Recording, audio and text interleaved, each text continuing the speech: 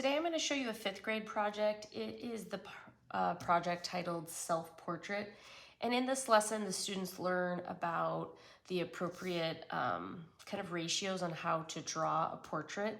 So you have this guide that you could give them. You could either display it or give each student their own copy, kind of depending on which direction you decide to go with the project. But it is helpful for them to kind of be able to go back and forth and look at this. So I'm going to show you how to do the project that is listed in the lesson, but there's also a couple other ideas that you could do, and I'm going to show you those quickly, and I'll make sure that all these materials are available to you in case you want to try one of the other options. So one of the options that you could do is the students draw their portrait using the dimensions worksheet, and they draw their portrait on this paper that has these faint designs. And then when they're done drawing their portrait, they trace over their lines that they're keeping with a Sharpie. And then as you can see, for each area of color, they use 2 similar colors to color in the patterns kind of behind the picture.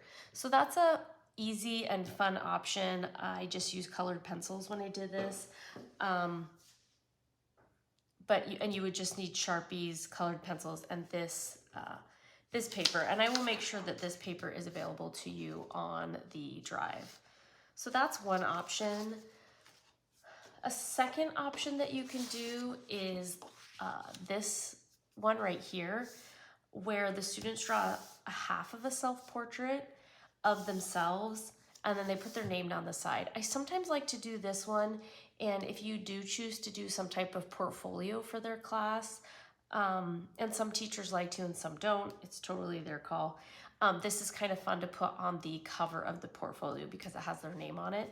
Again, you would just use the how to draw a face template that you have, and they would draw the face. And one way that you do that with this paper is I like to fold it in half this way, in quarters this way, so you can see these lines better. And then they can use that template, the drawing guide that I've given you, and they can practice kind of where everything is. One thing I would suggest that's different than this one is I would suggest having them draw the head from the top of the head to the chin, so they do really get to see those dimensions that the eyes are halfway down the head. This one's a little bit, it is a little bit too blown up. By having them draw the whole thing, they'll be able to show that the top of the head is here and the eyes are halfway down here. So that's just something that I would do a little differently on this one. So that's an option. The actual project that is in this lesson is this, where you would have taken a picture, and often the teachers already have these. I know most of the teachers have already taken pictures of their students, and there could be some, you could ask the teacher to print these. You know, often there could be some issues with maybe them not wanting you to have pictures of all the students. So talk this through with the teacher and have them help you, or ask for permission to take the students' pictures and print them. I just printed this on my printer. You could do this a few different ways. You could also send the pictures to to a photo printer and have them printed. You can do them on any size. It doesn't have to be a full size sheet, but this is just what I have here. I just did it in black and white on my printer. This is obviously not myself, but the students would be of their picture. So the first thing that they would do is they would find where they think that line of symmetry is, which they can see right here on the guide. And they would find it. So kind of find the middle of the nose, find the middle of the lips, and then draw that line. And they're gonna wanna keep in mind, this might not be directly straight up and down the paper. It could be a little diagonal on the paper because you probably didn't take the pictures exactly head on. So you would do that, have them then cut this in half so that they have half of the face.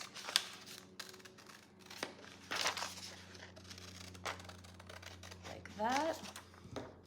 And they can choose to use whichever one they want. I happen to have another face over here, so I'm going to use this side. They may want to go back and erase any of those lines that might still be there. And then they would glue this onto their paper.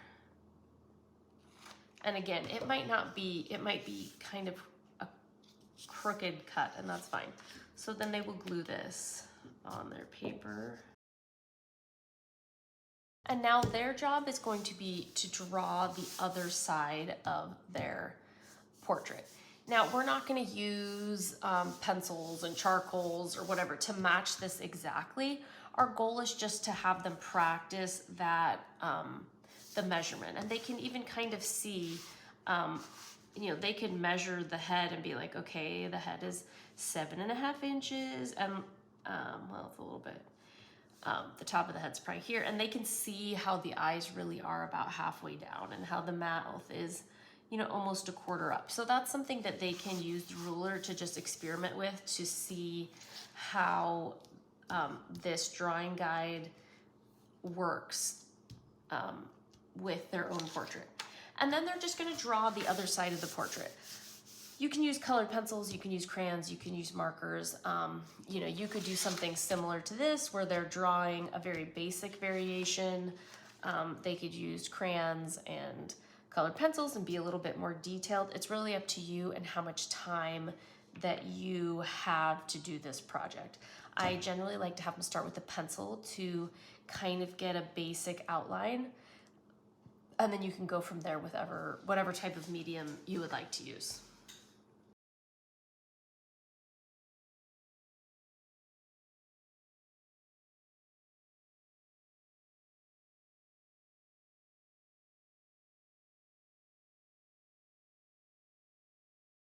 Okay, so I finished drawing the face part of the other half of this. So you have a couple ways that you can do this.